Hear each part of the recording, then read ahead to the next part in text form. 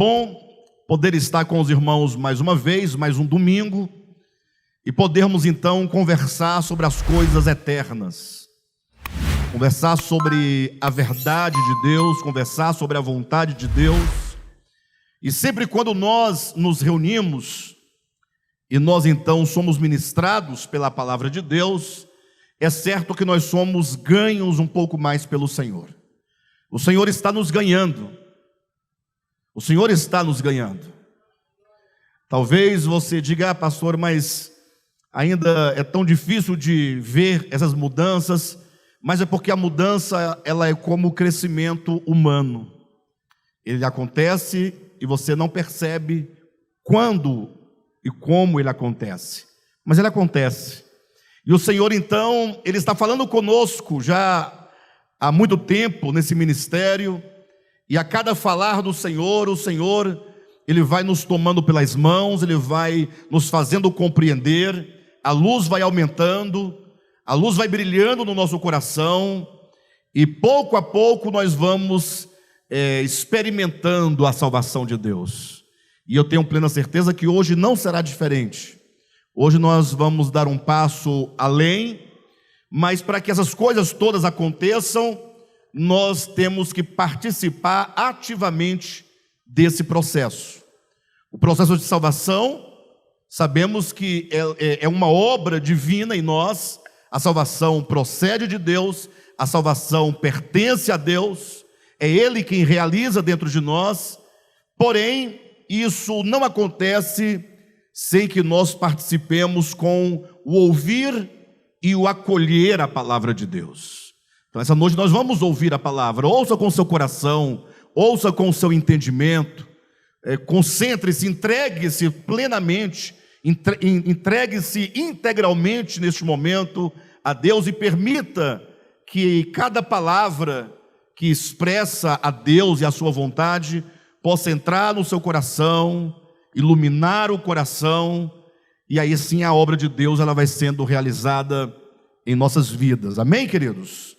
Glória a Deus. Vamos então abrir a Escritura na segunda carta de Paulo aos Tessalonicenses, no capítulo 2, e vamos ler aqui então os versículos 10, 11 e 12, que foi o texto de abertura nessa reunião, e agora nós o retomamos no início dessa mensagem, e creio eu que, se o tempo permitir, nós o retomaremos também no final dessa ministração. O texto diz assim: e com todo engano de injustiça aos que perecem. Permita-me ler o versículo 9 também, para dar um sentido completo, pode ser? Ora, o aparecimento do iníquo é segundo a eficácia de Satanás, com todo o poder e sinais e prodígios da mentira, e com todo engano de injustiça aos que perecem. Por quê? Porque não acolheram o amor da verdade para serem salvos. É por este motivo, pois, que Deus lhes manda a operação do erro para darem crédito à mentira, a fim de serem julgados todos quantos não deram crédito à verdade. Antes, pelo contrário, deleitaram-se com a injustiça. Irmãos, que palavras graves essas, né? Quando diz que o aparecimento do iníquo nos últimos dias, por ocasião do grande tempo de apostasia, ou seja, a Escritura aponta para um tempo profético em que a humanidade, de uma maneira geral, ela cairá num estado de consciência de profunda inimizade, de profundo desprezo e de profunda incredulidade com respeito a Deus. O tempo de apostasia, tão profetizado pelo apóstolo Paulo nas suas epístolas, é muito provável que nós já estejamos vivendo no limiar desse tempo de apostasia. Infelizmente, nós cristãos ainda estamos brincando.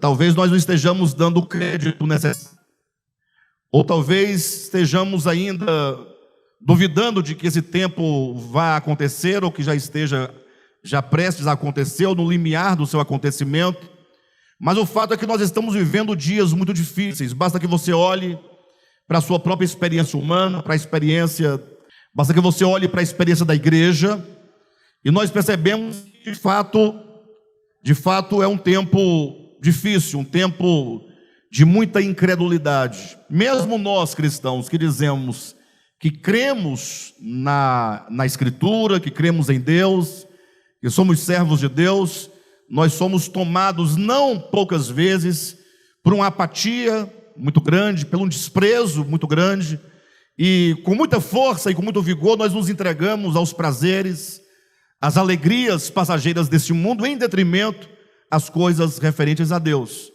E então esse texto que nós lemos profetiza esse tempo, dizendo que o aparecimento do iníquo, ou seja, o amadurecimento do homem do pecado, porque a humanidade está num caminho de desenvolvimento, de queda.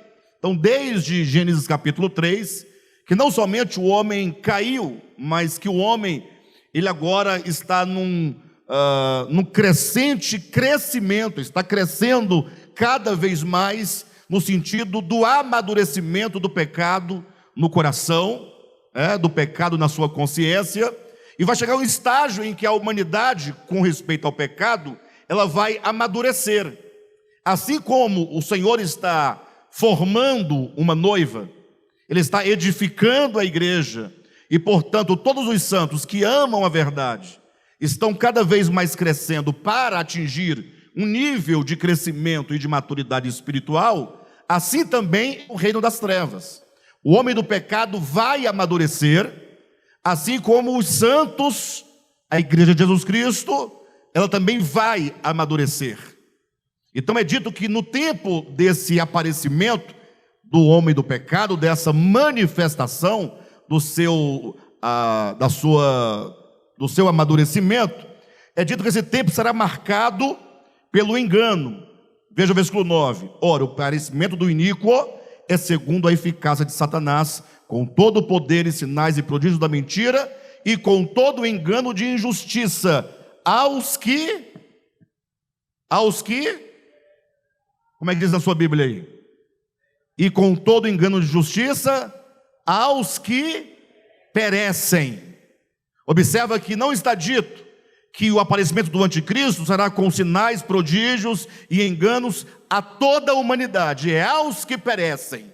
Então está muito claro que haverá pessoas, que estarão totalmente sujeitas ao engano, presas fáceis do engano, porque elas já estão dentro do processo de engano em seu coração já há muito tempo.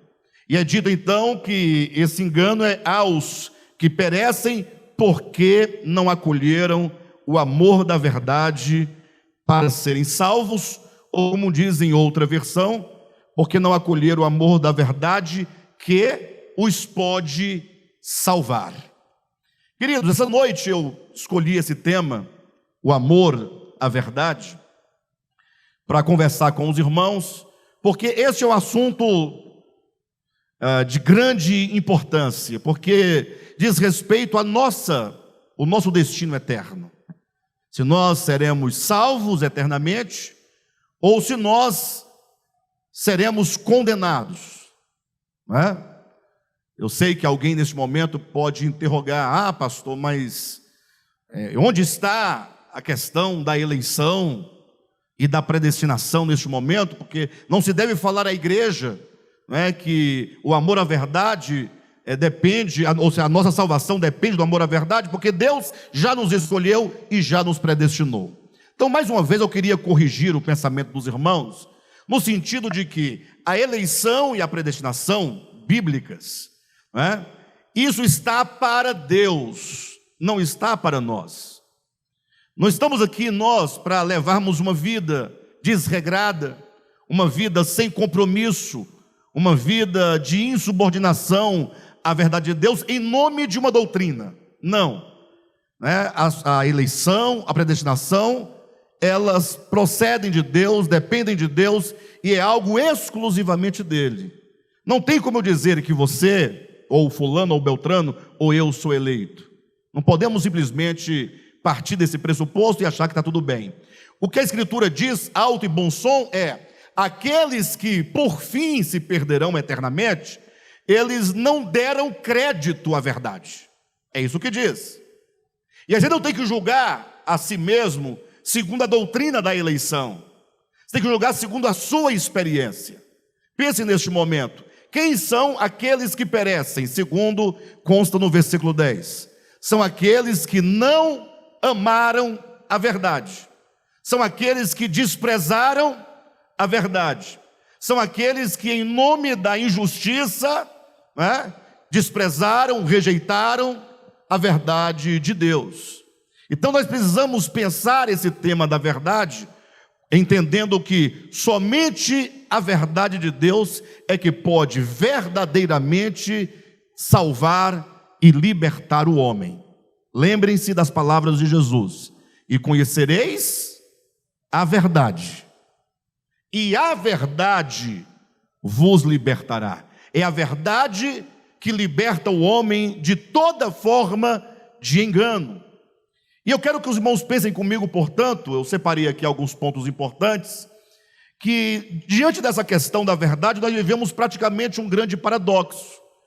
Pense comigo que, por um lado, quando nós olhamos a história da humanidade, toda a sua história, desde sempre, nós sabemos que os homens, eles têm uma busca pela verdade, os homens têm um anseio pela verdade. Inclusive, a filosofia chega a chamar essa busca do homem pela verdade de angústia. Ou seja, é algo tão visceral dentro da humanidade, que essa busca pela verdade, esse anseio pela verdade, de compreender a verdade, de tocar a verdade, de encontrar-se com a verdade, é tão grande que chega a ser uma angústia dentro do homem. De modo que você olhe em todos os tempos, em todas as civilizações, os homens estiveram empenhados na busca da verdade. Agora, paradoxalmente falando, é interessante que os homens, embora tenham essa angústia, esse desejo pela verdade, o fato é que a própria Escritura declara que muitos homens não amam a verdade. Muitos homens não desejam pela verdade. Isso chega a ser um paradoxo. E quando você olha para a sua própria experiência, você pode encontrar esse paradoxo aí dentro de você.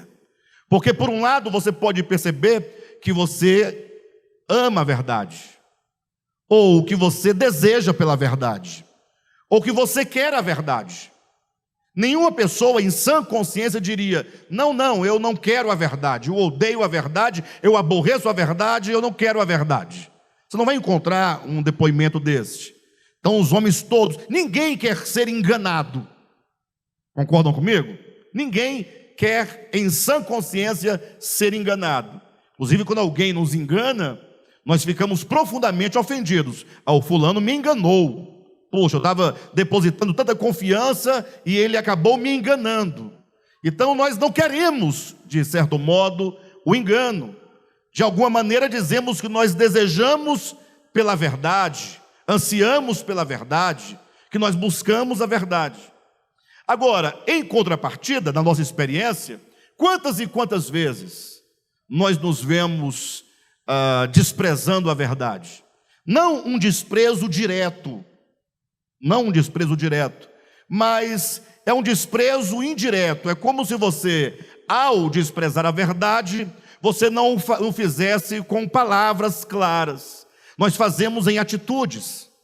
Veja, nós temos ouvido o Evangelho a cada semana, na quarta-feira, no querigma, no domingo. Inclusive, me perdoe, o irmão Almir pediu para eu avisar os irmãos que na próxima sexta-feira agora terá a reunião do Sem Fronteiras, né? Então, dado o recado, fora de hora, mas também nas reuniões do Sem Fronteiras, né, que acontece uma vez por mês, aí falando a verdade, mas o quanto que nós somos lentos e o quanto que nós somos tardios em agarrar a verdade, em tomar para nós a verdade.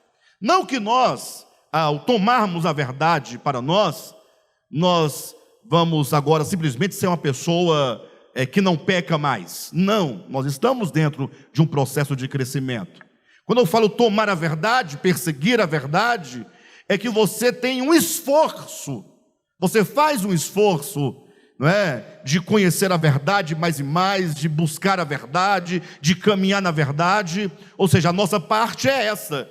Mas não raras vezes nos vemos pessoas negligentes, nos vemos pessoas que de alguma maneira desprezam a verdade, ainda que sem palavras, mas nós muitas vezes acabamos nos entregando e nos doando para um tanto de coisas transitórias, coisas passageiras, coisas efêmeras que não têm em si mesma a substância. Então esse paradoxo ele existe em todos nós, e nós precisamos tomar a consciência da nossa vida, precisamos tomar a consciência do que está acontecendo na nossa experiência. Não pense você que a verdade de Deus é algo que possa ser relativizado. Vocês lembram quando Jesus estava sendo julgado por Pilatos? Diz a Escritura no Evangelho de João, no capítulo 18, que num dado momento, então, Pilatos chega para Jesus e pergunta assim: o que é a verdade? E lá na sua Bíblia você vai encontrar um sinal de interrogação, né? Está mais precisamente lá no livro de João, no capítulo 18, né? Capítulo 18, quando diz o que é a verdade. Então, parece ali uma pergunta. Só que tão logo Pilatos pergunta a Jesus o que é a verdade, ele vira as costas e se retira. Ora, como é que você faz uma pergunta a uma pessoa e dar as costas a ela e vai embora?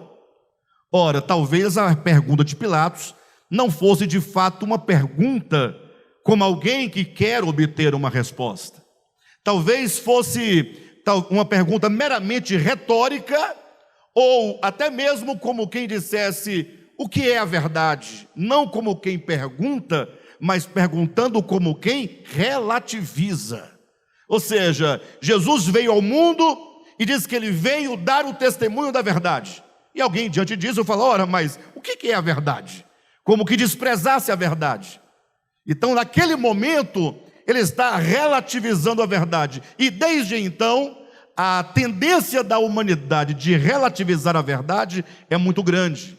Mesmo entre aqueles que dizem, por exemplo, que amam e desejam a verdade. Eu posso demonstrar para os irmãos?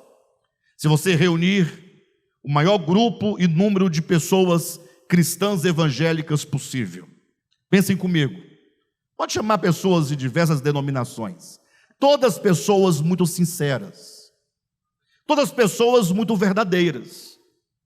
Não é você que já foi da Assembleia de Deus, que já foi da Batista, você que é do DEVAP, você que já foi presbiteriano, você que já foi da IURD. Você sabe que você sempre foi uma pessoa sincera. Você sabe, não é? É certo que tem as pessoas de má fé, é verdade. Mas você estava ali com boa fé, amando a verdade, seguindo a verdade, possível que você podia compreender. Mas se você reunir um grande número de pessoas cristãs, evangélicas, todas honestas, todas buscando a verdade, o que você vai encontrar? Que cada grupo tem a sua verdade. Por exemplo, o DEVAP diz que prega a verdade, não diz? Hein, pessoal? O DEVAP é esse ministério aqui. Ele não diz que prega a verdade? Ele diz que prega a verdade. Aqui ninguém diz que prega mentira. Só que nós temos uma visão da verdade, não é? Se alguém perguntasse para nós: DEVAP, o que é a verdade? Nós teríamos que dar uma resposta para essa pessoa. Mas se você chegar para um outro grupo de um outro segmento, de uma outra denominação cristã evangélica, eles também dizem que tem a verdade. Só que o objeto de fé, a que eles chamam de verdade, pode não ser o mesmo do DEVAP. Sim ou não? Aí se você procurar um terceiro grupo, eles também dirão que tem a verdade. Sim ou não? Mas o objeto de fé, a que eles chamam de verdade, pode diferir do segundo e do primeiro. E quantos grupos denominacionais você colocar, cada um terá a sua verdade. De modo que uma pessoa, no meio dessa confusão toda, pode simplesmente parar e falar: sabe de uma coisa? Eu vou sair do meio de vocês, porque vocês estão todos confusos. Vocês não sabem o que estão dizendo. Vocês tudo dizem que seguem a Deus, que é uma verdade, têm a mesma Bíblia, mas chegam a conclusões sobre a verdade diferentes. Chegam a conclusões diferentes acerca da verdade. E aí as pessoas, algumas pessoas mais atentas, né? E falam, não, eu prefiro largar isso aí, não dá certo não. De modo então que isso deve ser uma coisa que nos preocupa. Porque quando Pilatos relativiza a verdade, ele poderia estar dizendo de duas uma, ou dizendo uma coisa e outra. Por um lado, o que é a verdade, como ele desprezasse, como que dissesse não há verdade, ou como ele estivesse dizendo o que é a verdade no sentido de cada um tem a sua verdade. E o que importa é que você seja fiel à sua própria verdade. Ou seja, o problema da relativização da verdade está instaurado. Está instaurado. E olha que há pregadores e há exegetas bíblicos que chegam a defender que essas muitas ideias diferentes, díspares, não raras vezes até mesmo contrárias ou antagônicas, eles dizem que isso é a manifestação da multiforme sabedoria de Deus. Que a verdade se manifesta de múltiplas maneiras. No Devap a verdade é de um modo, lá no fulano a verdade é de outro modo, ou seja, seriam as várias faces de uma mesma verdade, é a multiforme sabedoria de Deus se manifestando de várias maneiras, o que não pode ser. E portanto, para que você possa ser alguém que ama a verdade, porque a humanidade ela está dividida entre os que amam a verdade e os que não amam a verdade. De que lado você está ou de que lado você deseja estar? Para você poder decidir por isso, você tem que primeiramente resolver o problema da verdade. Tomar a palavra de Pilatos, de uma outra forma, não como quem relativiza, não como quem duvida, não como quem despreza, mas tomar a pergunta de Pilatos como quem tem o desejo sincero de encontrar a verdade. Para eu amar a verdade, eu tenho que saber o que é a verdade. Irmãos, eu tenho uma trajetória de vida cristã relativamente longa. São 48 anos de idade e durante todo esse período sempre envolvido com igreja. Passei algum tempo fora da igreja, mas muito pequeno o tempo em relação ao todo o tempo que eu passei dentro de igreja, e mesmo quando eu estive fora, eu tinha a minha forma de crer, eu tinha a ideia da verdade, e na minha experiência, eu quero confessar aos irmãos, sempre fui muito honesto, nunca fui desonesto, sempre acreditei na verdade que me vinha até então, de modo então que eu já teve situações em que eu chegava a pregar, por exemplo, que a verdade de Deus consistia numa forma de vida, de usos e costumes, de não poder fazer isso, não poder fazer aquilo outro, e interessante, sempre encontrando fundamentação para justificar, encontrando textos bíblicos, pega um versículo aqui, pega outro versículo ali, pega um outro versículo acolá, e você vai montando uma corrente de raciocínio. E quando você pega uma pessoa totalmente leiga, quando você apresenta, olha o que diz em Jeremias tanto, aí lê só aquele versículo, a pessoa, puxa, diz mesmo. Agora vejamos o que está no livro de Salmo, capítulo tal, versículo tal. Aí você, puxa, que maravilha, olha como está tudo certinho. Agora vamos entrar para o Novo Testamento. Aí você coloca ali 10, 15 versículos, e você cria uma estrutura de pensamento que convence a pessoa abraça aquele sistema doutrinário e passa a dizer, eu agora estou na verdade, eu agora fui ganho pela verdade, eu agora sou da verdade. E da minha própria experiência passei por muitas verdades, sempre uma anulando a anterior,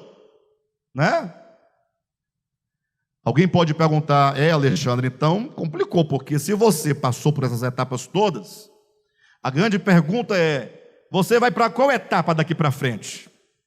Tem mais etapa para ir? Bem, eu acredito que eu não tenho mais nenhuma etapa para onde ir, porque nós agora vamos apresentar o conceito de verdade, vocês verão que não tem mais para onde ir. É certo que a compreensão do que é a verdade tende a cada dia a aumentar mais e mais, mas não é mudança de paradigma, é apenas a ampliação da verdade de Deus. Quem é que pode dizer com exatidão que é a verdade de Deus? Alguém diz, são os usos e costumes, os bons modos de comportamento, são as músicas que você deixa de cantar e canta somente aquelas que dizem essas palavras, né?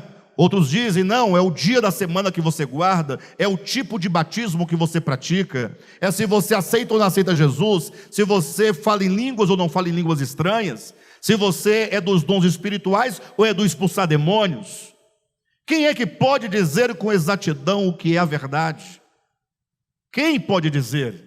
Seria um homem que se propusesse a dizer de si mesmo que é a verdade, uma tremenda de uma arrogância. Nós temos que ser humildes e dizer, olha, por mais claro que alguém esteja acerca da verdade, essa pessoa de si mesma não pode definir o que é a verdade. É dentro desse contexto de angústia dos homens, em busca pela verdade, de desprezo pela verdade, de desejo de compreender o que é a verdade, é que surgiu na história humana um homem chamado Jesus. Inclusive, em certa ocasião, um escritor falando de Jesus, citando exatamente as palavras de Jesus, ele disse, olha, Jesus foi o único homem da história, de toda a história, que teve a ousadia de declarar, eu, Jesus dizendo, sou o caminho, eu sou a verdade, e eu sou a vida. De sorte que o tal escritor, comentando essas palavras de Jesus, falou assim, olha, de duas uma, ou esse homem que disse tais palavras é um louco, porque um louco fala, eu sou bilionário, ele tem problema de cabeça, ele não tem um centavo, só que como ele tem um problema, ele até que se acha mesmo um bilionário. Para Jesus dizer, afirmar, eu sou o caminho, eu sou a verdade, eu sou a vida, só pode ser louco, ou só pode estar falando a verdade mesmo.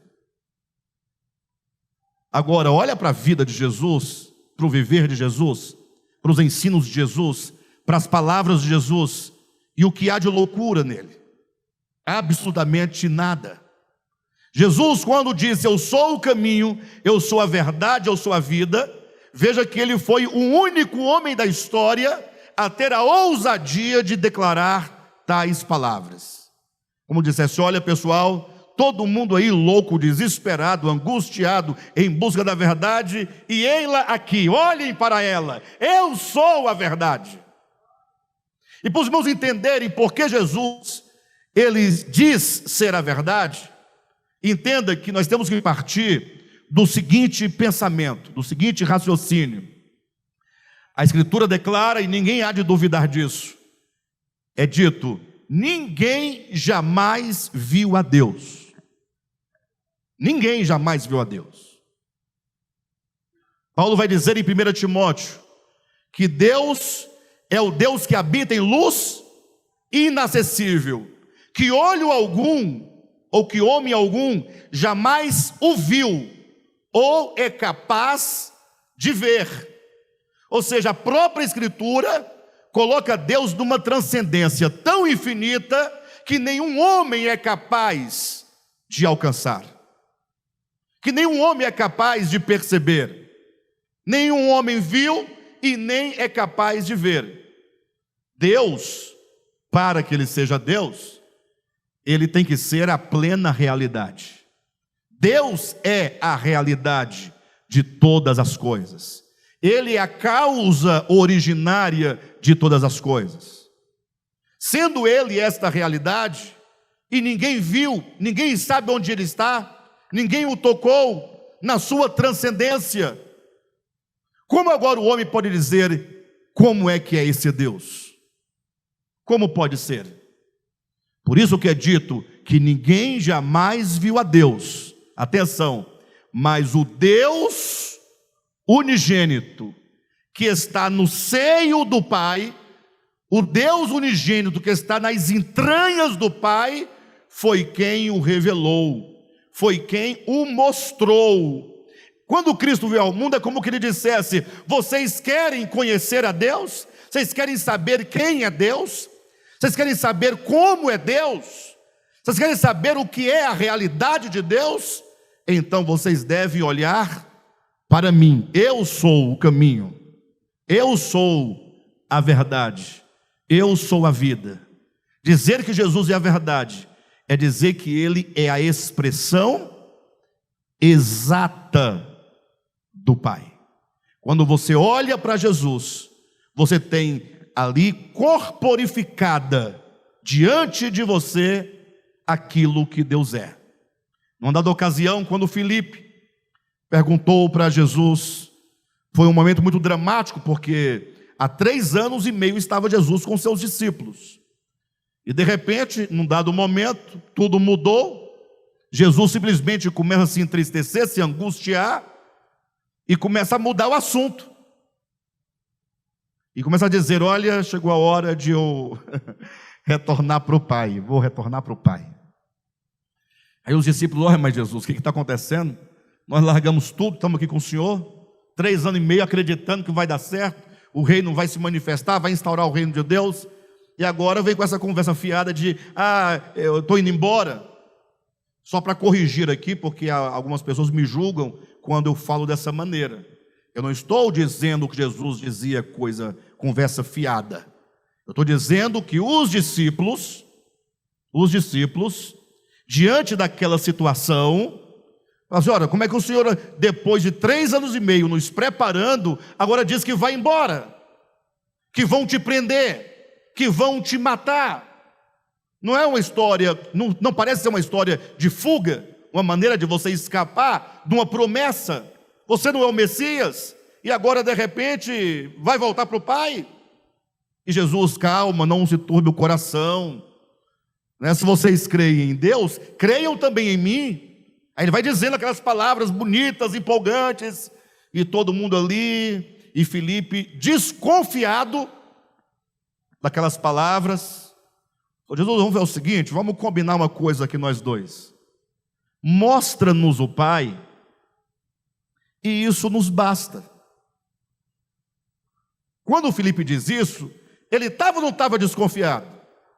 Porque o Senhor já falou, está tudo certo, suas palavras são lindas, agora o Pai não aparece, poxa, ninguém vê. Até quando? E agora diz que vai embora para o Pai. E nós, como é que nós vamos ficar aqui? Mostra-nos o Pai, e isso é suficiente, isso nos basta. Ou seja, isso é suficiente para nos acalmar, para nos tranquilizar. O Senhor disse: não se turbe o vosso coração. Mas para nós não ficarmos aqui turbados ou perturbados, poxa, Senhor, mostra o Pai.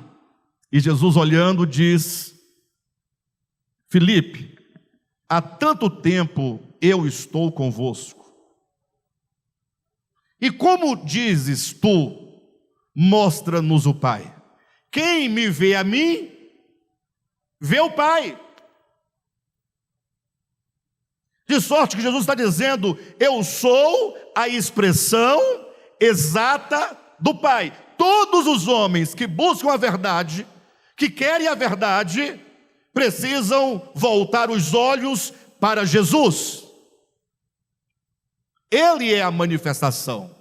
Qualquer coisa que foge daquilo que é Jesus, daquilo que Ele ensinou, daquilo que Ele fez, não é a verdade. Então não sou eu que estou definindo a verdade, foi Jesus que se autodefiniu e que se autodeclarou a verdade, enquanto aquele que expressa integralmente o Pai. É aquele que mostra quem é o Pai. O Devap, depois de 23 anos, chegou a essa conclusão. Não que nós não falássemos de Jesus com tanto amor, tanto afinco e com tanta força, desde sempre, mas no início do nosso ministério, nós andávamos um pouco assim, meio sem direção. Já passamos aqui, já ensinamos muitas coisas que, embora verdadeiras, não eram falsas, não. Mas nós chamávamos o conjunto de doutrinas e crenças de a verdade. Quem está me entendendo? Se eu falar para vocês que o batismo, se alguém te perguntar, o batismo é por imersão ou por aspersão? Biblicamente falando. Vocês têm dúvida? A palavra batismo em si mesma já quer dizer imergir. Então dizer que batismo é por aspersão, isso aí é querer contradizer a própria palavra batismo. Mas falar isso com verdade não quer dizer que o dogma do batismo é a verdade. Não. Quem está me entendendo? Mas vocês batizam, sim, por imersão, sim, mas o batismo não é a verdade. A verdade é uma pessoa divina que se fez carne e habitou entre nós. Paulo estava tão seguro disso que ele diz em 1 Coríntios, lá no capítulo 3, ele vai dizer: olha, eu, como um prudente construtor, lancei o fundamento, e outro edifica sobre ele. E ele diz: e ninguém pode lançar outro fundamento além do que foi posto, o qual é Cristo Jesus. Qual que é o teu fundamento? Onde está o teu fundamento? Mas não é um fundamento de dogma, não. Jesus é meu fundamento. Não, dizer que Jesus é o nosso fundamento quer dizer que nós estabelecemos a nossa vida nele. Não basta nós pregarmos, não basta escrevermos livros, não basta nós ficarmos bradando aos quatro ventos que Jesus é o fundamento. Tudo bem, isso é uma verdade que ele é o fundamento, mas para ele ser o meu fundamento, isso só acontece efetivamente quando eu, Alexandre Rodrigues, digo: eu vou edificar a minha vida na pessoa de Jesus.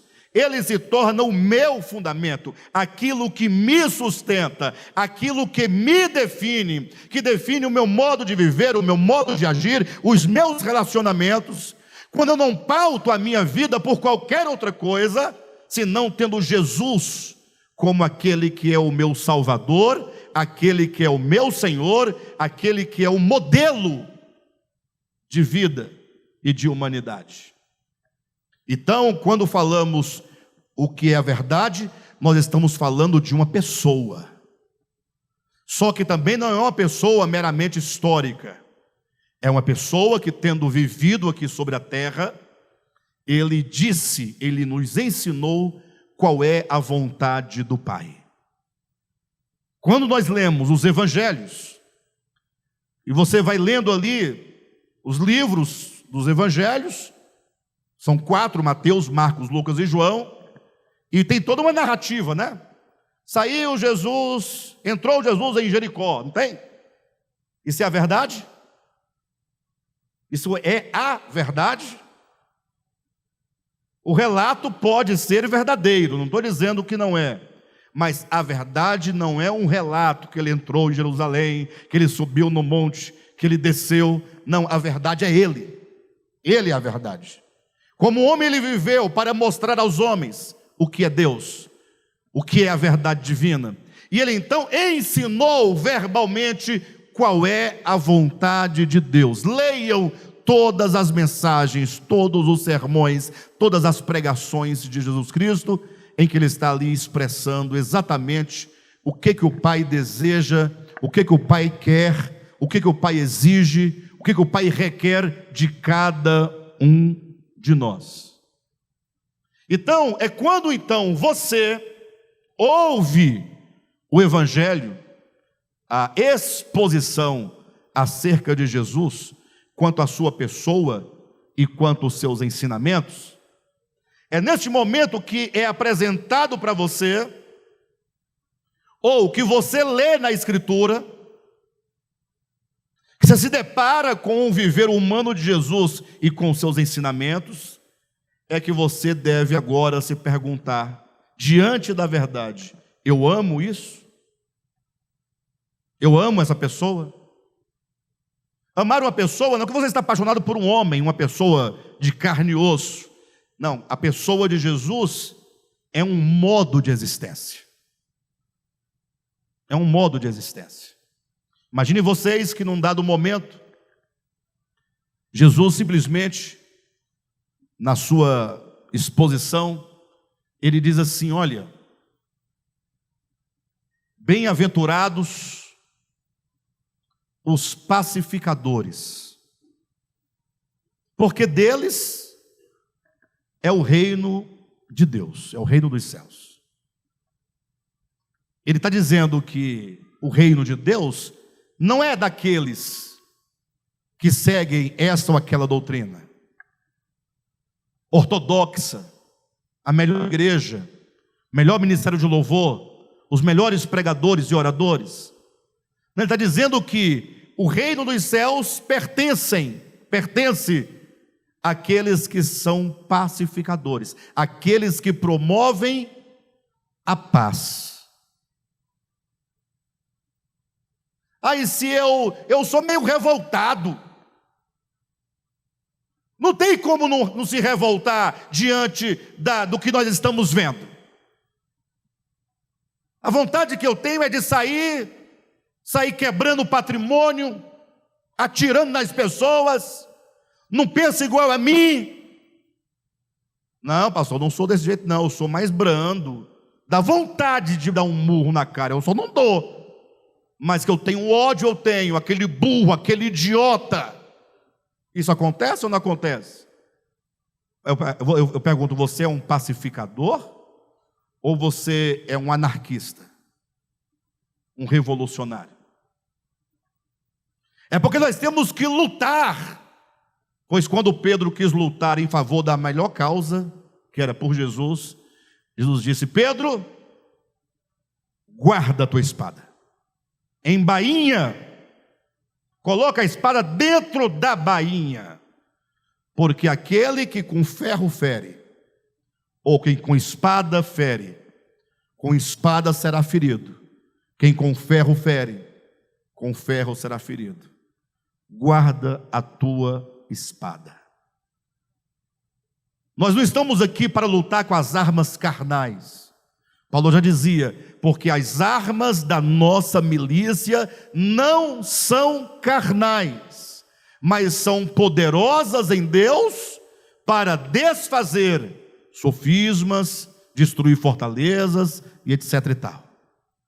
Então, quando você se depara com Jesus, ele era alguém pacificador e dizia: o reino de Deus pertence àqueles que são pacificadores, os que promovem a paz. Quando Jesus morreu na cruz do Calvário, Paulo vai dizer: e Deus estava em Cristo, o quê? Reconciliando consigo o mundo. O que nós fazemos geralmente? Quando vemos alguém que não está à altura da nossa conduta moral, da nossa conduta religiosa, da nossa conduta ética, nós acusamos, nós desprezamos, nós julgamos que aquela pessoa não está habilitada para entrar no céu, como dizem.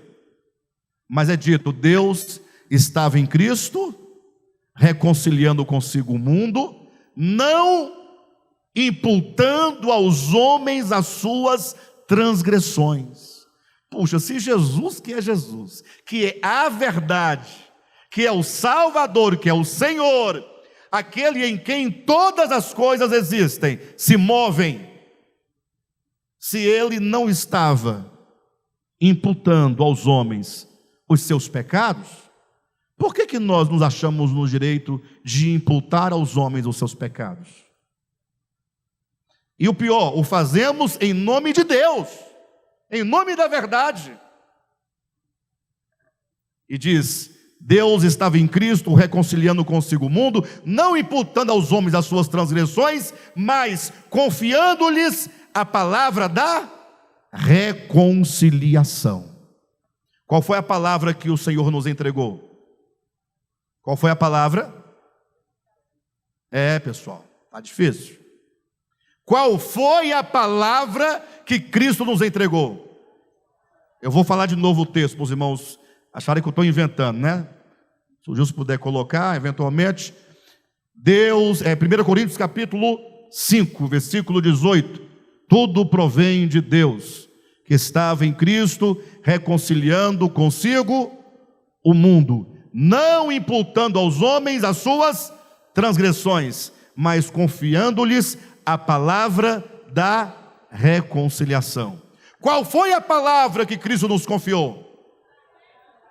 Da reconciliação. Ou foi a palavra da acusação? Ou foi a palavra da separação? A palavra da discórdia?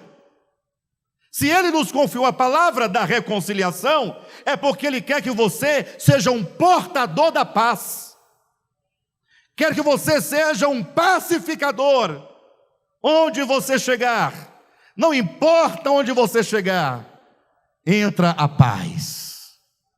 As pessoas se sentem bem, porque você transmite a paz.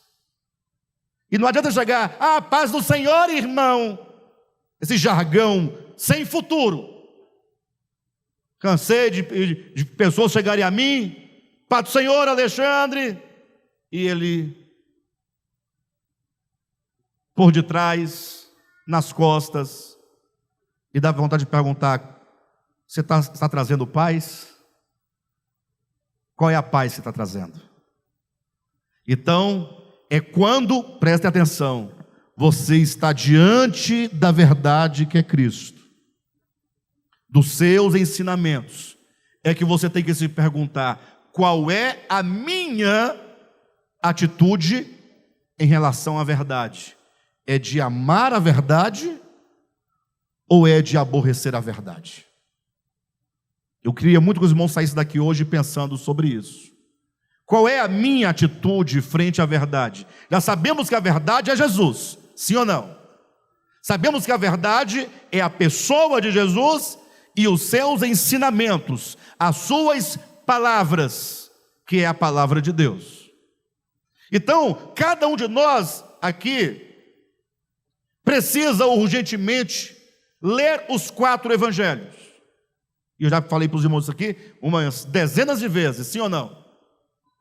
Precisamos pegar Mateus e vamos ler Mateus. Aí você vai lendo tranquilamente, espírito sereno. O melhor horário de ler o texto é pela manhã, quando você acorda, a primeira hora. Levante um pouquinho mais cedo, se você tem que sair ao trabalho, ao colégio, à faculdade. Então levanta um pouco mais cedo, se prepara, e aí você começa a ler o Evangelho. Livro da genealogia de Jesus Cristo, filho de Davi. Não para não, vai lendo. Aí quando você encontrar assim, disse Jesus, aí você para. Ele vai falar com você. Aí você não fica lendo, disse Jesus aos fariseus, esses fariseus, tudo. Não, quando Jesus fala aos fariseus, foi a circunstância da enunciação. Mas agora aquelas palavras são ditas a você. Aí você vai ler devagar, palavra por palavra, com simplicidade, sem querer fazer exegeses bíblicas, porque as palavras de Jesus são simples. Ele vai dizer: olha, bem-aventurados os mansos. Você entende o que é isso? Você entende ou não entende? Senhor, mas eu não sou manso. Aí você comece a orar naquele momento. Comece a orar naquele momento. E começa a dizer: Senhor, tende misericórdia de mim, porque o Senhor me disse que os mansos são bem-aventurados e eles herdarão a terra. Senhor, e eu estou completamente inapto, Senhor, porque eu sou violento nas palavras, porque eu sou rápido para agir, para xingar. E Senhor, eu preciso que o Teu Espírito Santo trabalhe em mim a Tua mansidão. Aí você começa a orar. Se assim você o fizer, você é alguém que ama a verdade. Quem é aquele que não ama a verdade? É aquele que diz que lê a Bíblia e começa: Disse Jesus: bem-aventurados os mansos, porque herdarão a terra. Bem-aventurados os pacificadores. Glória a Deus, maravilha. Amém, glória a Deus. Agora vamos para casa e está tudo certo. E quando chega lá fora, ele não é pacificador, ele não é manso. Ah, Alexandre, você é pacificador e manso? Não digo que eu seja ou que ele não seja. É que nós precisamos nos expor à verdade que é Jesus. E quando essa verdade nos iluminar, quando ela nos falar, aí você então se permita ser iluminado. E então você ora. Nós temos que orar a palavra. É a palavra de Deus, que é o próprio Cristo, que vai nos mostrar quantos caminhos tortuosos há no nosso coração. Esse ministério tem um detalhe muito interessante, de certo modo negativo. Não é bem um ministério, né? Mas é que as pessoas que vêm para cá congregar conosco, elas já vêm cansadas de tanta conversa fiada, de tanta mentira, de tanto dogma, de tanta, né? Aí aquela chega e fala assim: ai, encontrei a verdade, graças a Deus encontrei a verdade. Aí gosta de ouvir o Alexandre pregando, porque ele diz que o pecado não é o que está fora do homem, pecado é o que está dentro. Aí a pessoa fala: ai, que palavra maravilhosa, gente. Eu agora vou poder tomar minha cervejinha tranquilo, sem julgamento, sem condenação, porque pecado não é o que entra pela boca, mas é o que sai do coração. Ah, igreja maravilhosa, posso pintar minhas unhas, eu posso cantar aquela música que eu gostava tanto, eu vou poder dançar, eu vou poder, gente, nós seguramos a liberdade em Cristo Jesus. Oh, igreja maravilhosa. Aí você fica observando, aí a pessoa, em nome dessas verdades todas, ela começa a ficar negligente. A igreja não é um lugar de dominação. Você não ouviu o pastor Alexandre dizendo? Nós vamos quando dá, quando não dá, não vai. E quando é que dá para ir? Será que dava para eu, Alexandre, estar aqui hoje? O que vocês acham? Dava ou não dava? O que vocês acham? Não existe resposta. Dava e não dava. Quando é que não daria? Se eu tivesse feito outro compromisso. Eu não fui porque não dava, eu tinha um compromisso. Mas eu que fiz o compromisso. Sim ou não? E dava para eu estar aqui. Por quê? Porque esse é o horário de estar com os irmãos, de orar, de adorar, de ouvir a palavra, de ter comunhão. Em nome da verdade vão ficando negligentes. Em nome da verdade se tornam ou se manifestam, como eu posso colocar, avarentos. Em nome da verdade começam a se embriagar. Eu posso beber, vai se embriagando. Daqui a pouco está indo com amigos, não sei para onde, não sabe o que está acontecendo, a família vai ficando desajustada, os jovens vão se debandando, os casais vão se separando. Aí alguém fala assim: peraí, é essa a verdade que eles estão pregando que liberta? Que verdade é essa? Não pode ser a verdade. Será que não é um pretexto? Fala aí. A quantidade de pessoas desse ministério que, em nome do que entendeu aqui, do que ouviu aqui, e continuaremos a pregar a Escritura como ela é, sem manipular para controlar a vida de ninguém. Ou você será liberto pelo poder da verdade, ou então nós não vamos te dar nenhum engodo.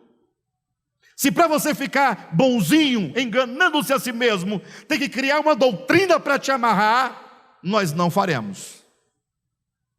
É você que tem que amar a verdade, que é Jesus. É você que tem que levar a sério agora, muito mais do que antes, a sua vida cristã. É agora que você tem que orar de verdade, porque você tem as motivações corretas. Então agora aqueles que chegaram ao DEVAP precisam assumir com responsabilidade a sua vida cristã frente à verdade. Comece a orar a palavra, irmãos. Comece a ler a Escritura, ouvir Jesus, se exponha e comece a buscar a Deus. Já não oramos mais depois da verdade? Não congregamos mais depois da verdade? Não ofertamos mais depois da verdade? Fazemos 1000 absurdos em nome da liberdade e da verdade? Não, está errado. Está errado.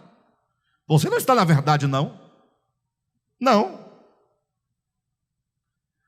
Pastor, como é que eu sei que a minha vida está na verdade? Eu usando da minha liberdade. Quando tudo aquilo que você faz, tudo, você pode dizer, é para a glória de Deus. Pastor, eu quero fazer um churrasco na minha casa, pode? É para a glória de Deus, Deus está presente? Amém, Ele pode estar. Então, glória a Deus, é para a glória de Deus. Vamos fazer o churrasco, me convida. Jesus está lá. Se de repente você começa a criar um problema, um tumulto, é para a glória de Deus esse tumulto? Não, não é, está complicado.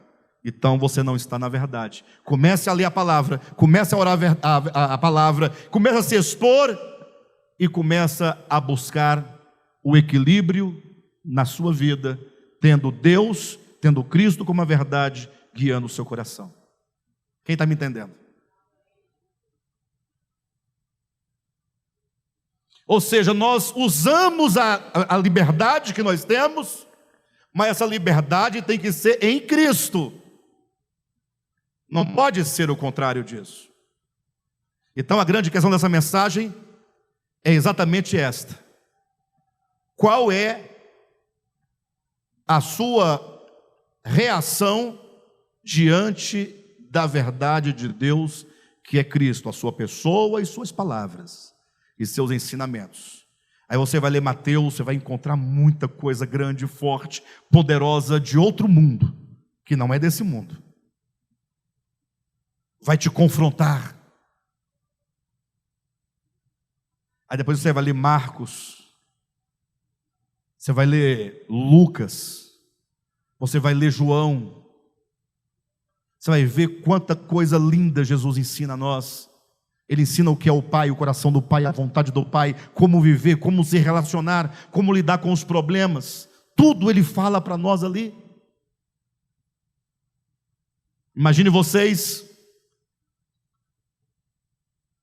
que certa ocasião, diz a Escritura, quando por ocasião da multiplicação dos pães, Jesus multiplicou os pães, não foi? E logo no dia seguinte, aquela multidão estava novamente atrás de Jesus, querendo mais pães. E vocês sabem de todo o texto, já falamos aqui muitas vezes, o fato é que Jesus falou para as multidões o seguinte: olha, vocês precisam laborar, precisam trabalhar pelo pão eterno, pelo pão que dá a vida eterna, pelas coisas eternas.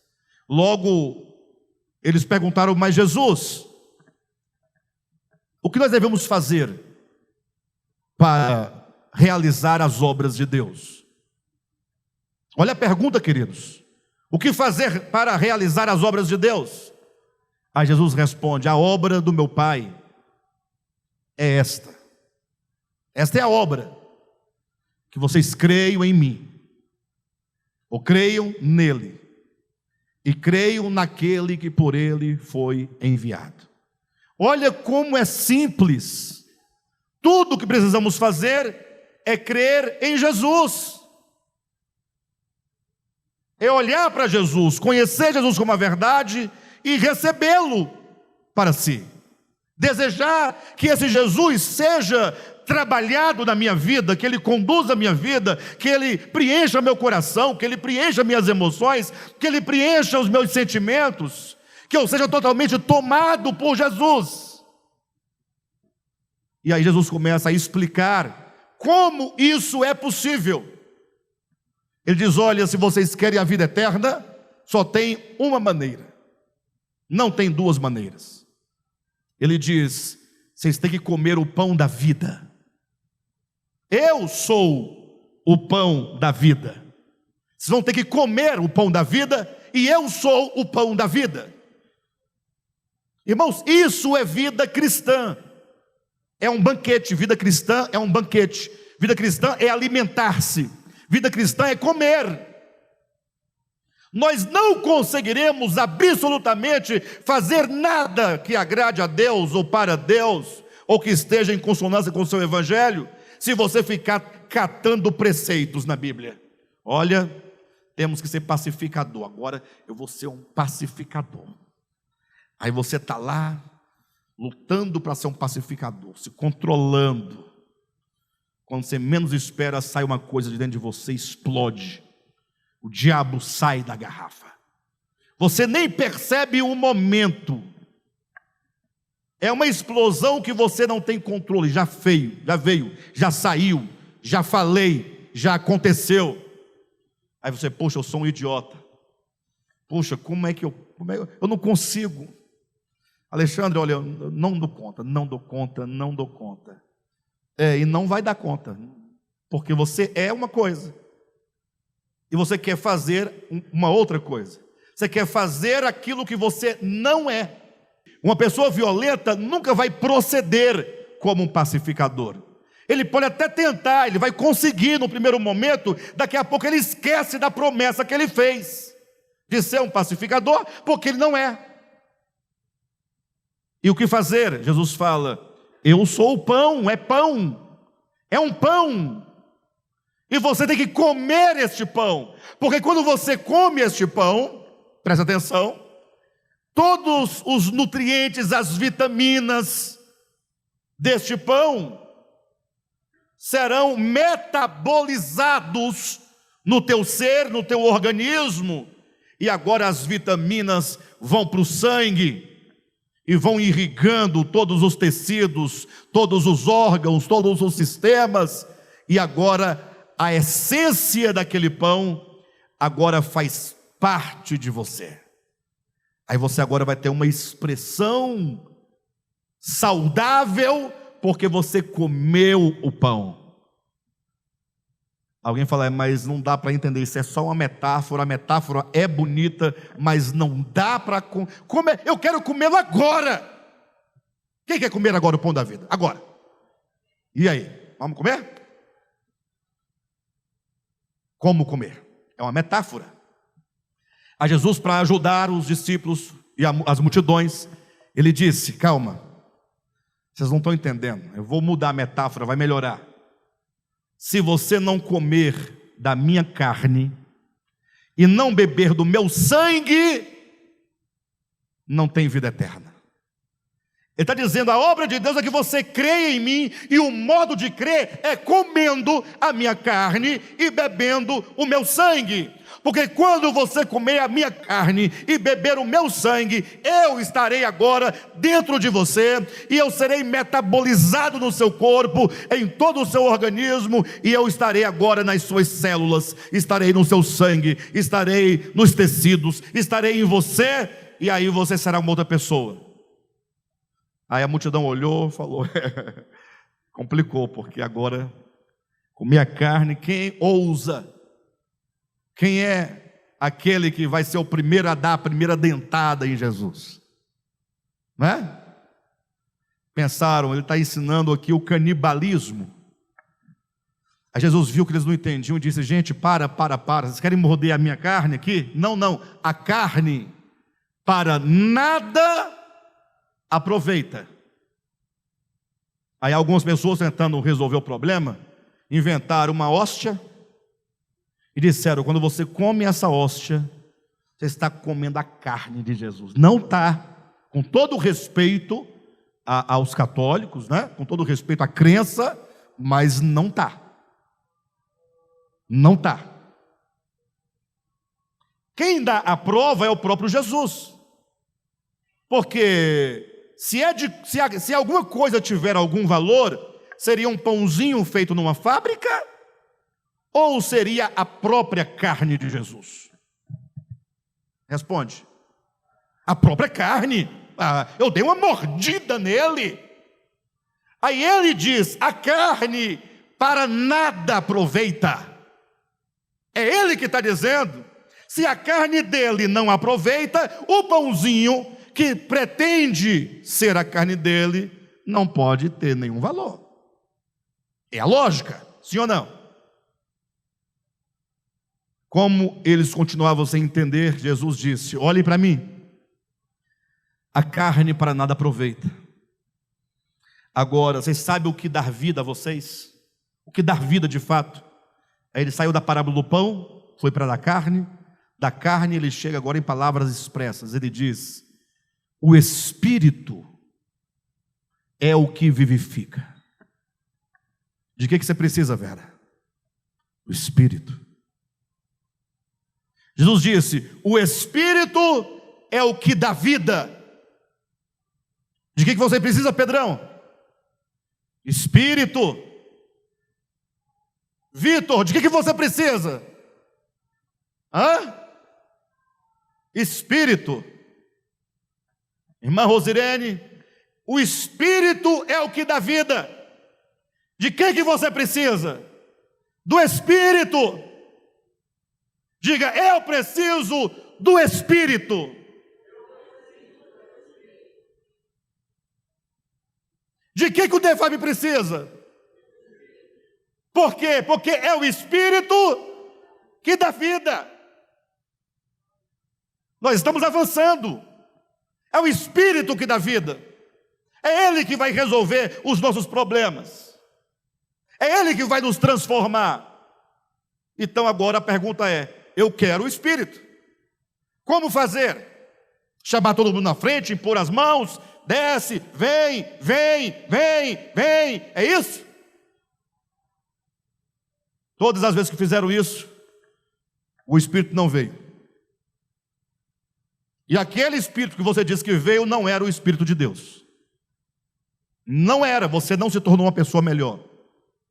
Talvez você tenha ficado até um pouco pior, porque se achou: agora eu tenho, o outro não tem. Estranho. Talvez você se achou santo demais, olhou para a sua família, achou que todo mundo vai para o inferno, só você está salvo. Você recebeu o tal do Espírito. Não. Como é que recebe o Espírito? Jesus diz: o Espírito é o que dá vida. A carne para nada aproveita. Aí ele diz: as palavras que eu vos tenho dito são Espírito e são vida. São as palavras de Jesus. Aí você tem que ouvir as palavras de Jesus. Você tem que acolher as palavras de Jesus, refletir as palavras de Jesus, ruminar as palavras de Jesus, compreender as palavras de Jesus, e isso vai mexer com a sua vida, porque as palavras dele são do céu, são santas, são puras, e nós não somos assim. Vai ter um contraste profundo, e é hora de você falar: Senhor, eu não somente ouvi essa palavra e compreendi essa palavra, mas eu preciso que essa palavra seja trabalhada no meu entendimento, no meu coração, na minha alma, na minha vontade, na minha mente, nas minhas emoções. É o caminho. Aí você começa a comer as palavras de Jesus. Primeiro momento você vai ficar meio assim, você vai até discordar das palavras dele, mas se você ama a verdade, é a hora que você vai decidir. Diz em João capítulo 6, preste atenção, que tendo Jesus dito essas palavras, as multidões disseram: duro é este discurso, quem o pode ouvir? E as multidões se retiraram. As multidões estavam ou não estavam diante da verdade? A verdade foi ou não foi anunciada? Qual foi a decisão delas? Se retiraram. Aquelas multidões amavam a verdade?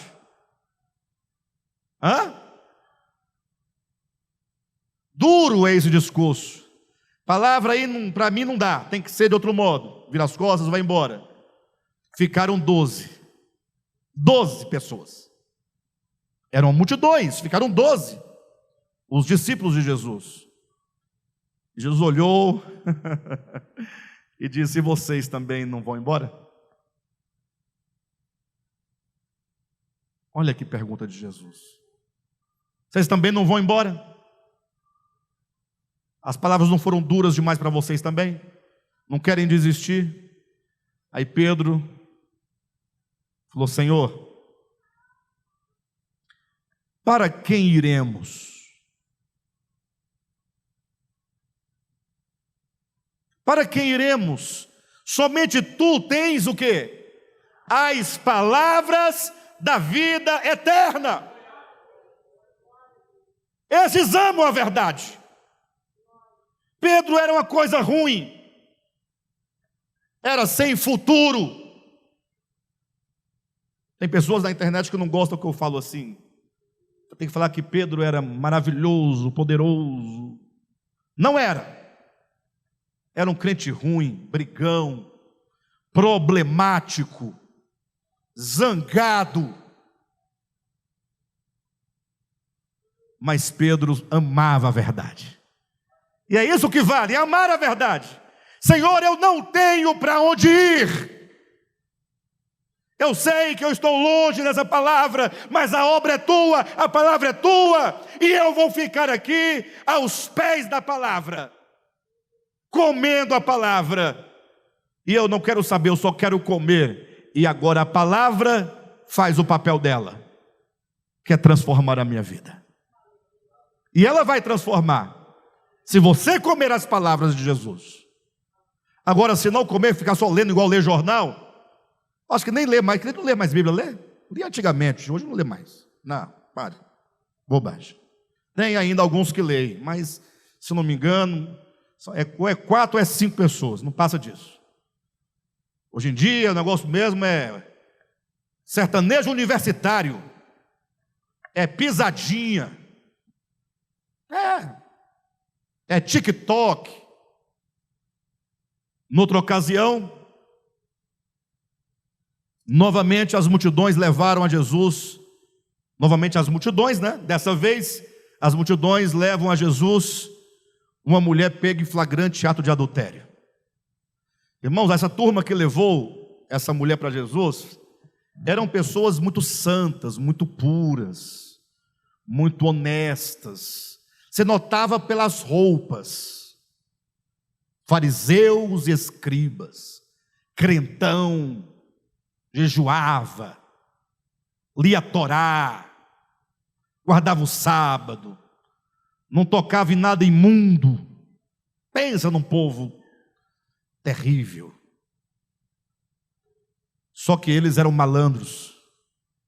Na verdade, eles queriam pegar Jesus no pulo, numa situação, numa fraqueza. Aí eles inventaram: vamos pegar uma mulher de adultério, de prostituição. Aí um de vocês aqui escolheram um fariseu deles lá para fazer o coito. Vocês sabem o que é coito, né? O coito com a prostituta. Vamos lá, pagou um programinha para a prostituta, estava lá numa cabaninha, fazendo as coisas lá. E aí os próprios amigos deles, esperando para dar o bote. Abrir a porta, a mulher: o que está acontecendo? Cala a boca, sua vagabunda, vem aqui. Puxaram-na pelos cabelos, e logo que estava com ela lá de boa, já se vestiu rapidamente e foi no meio da turma também, levando a mulher para Jesus. Jogaram-na aos pés de Jesus e disseram: mestre. Cara de pau, né, rapaz? Cara de pau. Essa mulher foi pega no flagrante ato de adultério. Moisés manda apedrejar, e tu que dizes? Parecem pessoas que buscam a verdade, sim ou não? Parece? Jesus sabia de tudo. Eu sabia do camarada que estava com ela, do conluio que fizeram. Jesus sabia que aqueles de fora, enquanto aguardavam o momento de pegar no flagrante, estavam também ali olhando, espiando, para saber o momento exato. E quando olhavam, também desejavam, obviamente. Aí Jesus fala: Estão tudo bando de pecadores, coitados, tudo carentes da graça de Deus. E essa mulher, do mesmo modo, carente da graça de Deus. Aí Jesus, sabiamente, para a gente encurtar a conversa, ele disse: olha, quem dentre vós que não tem pecado, atira a primeira pedra. E aí é onde vem a parte mais importante do texto de João 8. Diz a Escritura que naquele momento todos eles foram arguidos na própria consciência. Tem algumas versões que dizem acusados na própria consciência. Eles foram se retirando um, a começar pelos mais velhos, ficando somente Jesus e a mulher. Jesus pergunta para a mulher: onde estão os teus acusadores? Nenhum deles ficou para te apedrejar? E ela disse: nenhum, Senhor. E Jesus disse: tampouco eu te condeno. Vai e não peques mais. Aí o versículo seguinte, o versículo 12 do capítulo 8. De novo lhes falava Jesus: eu sou a luz do mundo. Quem me segue não andará em trevas, pelo contrário, terá a luz da vida. E é este versículo 12 que dá o sentido de todo o texto. Naquele momento daquela multidão, daquela mulher, daquela circunstância, que Jesus disse: quem de vós não tem pecado, atire a primeira pedra. Jesus, enquanto a luz do mundo, ele brilhou, ele resplandeceu e ele iluminou as consciências. A verdade resplandeceu dentro das consciências humanas. E este é o momento, quando a luz brilha, qual é a tua atitude diante da verdade que ilumina? Esse é o ponto. Você se retira envergonhado, com raiva, como também fez o jovem rico? Ou você permanece prostrado, como a mulher pega no flagrante ato de adultério? Jesus disse: o que vai decidir a sua vida, se você terá a luz da vida ou não, é se quando você é iluminado, eu sou a luz do mundo, quando você é iluminado, você segue a Jesus. É isso que define. Quem está me entendendo? Diante da verdade, qual é a tua resposta? E para encerrar, quando Jesus estava na cruz, toda aquela multidão de pessoas, os discípulos haviam fugido. Ficou ao pé da cruz, ou ficaram ao pé da cruz somente Maria, uma outra Maria e João, e umas 3 piedosas ali. Tudo mais daquelas multidões ali eram pessoas que talvez tivessem se alimentado dos pães multiplicados, dos peixes multiplicados. Ali provavelmente podia ter pessoas que tinham sido curadas por Jesus, mas naquele momento, como que por uma mimese, espiritual na mente daquela multidão, todos se puseram a uma só voz para condenar o Filho de Deus. Todos aprovando cada chicotada que ele levava, cada golpe, e a multidão: é isso aí, dá mais dele. E ele em silêncio. E o silêncio de Jesus na hora da sua paixão, da sua crucificação, foram os momentos mais reveladores, porque foi no silêncio que Jesus mais revelou o Pai, o caráter do Pai. Todo o império das trevas, o inferno inteiro, os demônios, principados, potestades, homens perversos, religiosos, políticos, estavam ali para maltratar e para matar e para humilhar o Filho de Deus. E diz no livro de Marcos que ali havia um centurião. Um centurião era um chefe de 100 soldados romanos. E aquele centurião estava ali, presta atenção, pessoal, olhando toda aquela situação. Quando eu leio o livro de Marcos, a impressão que eu tenho é que ele não fazia parte daquele momento. É como que ele estivesse afastado, olhando tudo o que acontecia, analisando tudo o que acontecia. E diz no Evangelho de Marcos que quando Jesus Cristo ergueu os olhos ao céu e disse: Pai, está tudo consumado, a ti eu entrego o meu espírito. Diz o texto bíblico que fez silêncio, toda a terra emudeceu. E aí Marcos coloca um versículo que rompe o silêncio.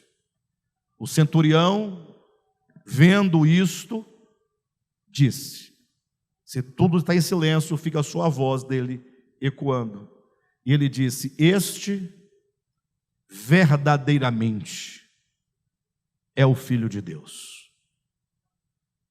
Perceba que daquela multidão toda, nós temos pelo menos um que abriu os lábios e fez a sua confissão pública de quem era Jesus. Ou seja, ele foi iluminado, ele viu a manifestação do caráter de Deus, de amor, de resignação, de altruísmo, de mansidão em Jesus. E agora, diante da verdade, o que ele faz? Ele acolhe a verdade, ele confessa a verdade, enquanto que as multidões fizeram exatamente o contrário. Queridos, qual é a nossa relação? Ou melhor, desculpe-me, a nossa reação diante da verdade do Evangelho de Deus? Queridos, eu quero mais uma vez convidar vocês. Vamos colocar em prática essa palavra. Vamos sair da nossa condição de frieza, de desdém,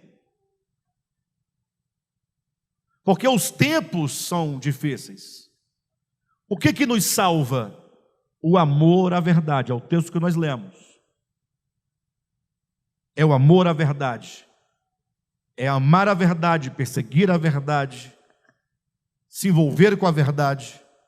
E a maneira, os irmãos já, como é que é? Os irmãos já sabem. É ouvindo a palavra, compreendendo a palavra, acolhendo a palavra, orando a palavra, e a palavra então fará em nós toda a mudança. Nos fará vivos, animados, entusiasmados, pessoas cheias de Deus. Aí logo muitos virão ou verão em você a diferença. Talvez você nem consiga ver tanta diferença, mas vão dizer: puxa, mas como que você faz a diferença onde você está? Como é bom. Vão perguntar para você: o que está acontecendo com você? Eu não sei, mas está diferente. Mas eu não só estou comendo a palavra, tendo comunhão com Deus, orando a palavra, seguindo a palavra. É Jesus. Aí como é que eu faço? Eu não sei. Né? Faz uma mulher samaritana: vem e ouça. E aí o Senhor vai nos salvando, e por meio de nós salvando muitas pessoas. Se alguém porventura precisa de ter a vida mudada, é este ministério. Ninguém mais tem obrigação.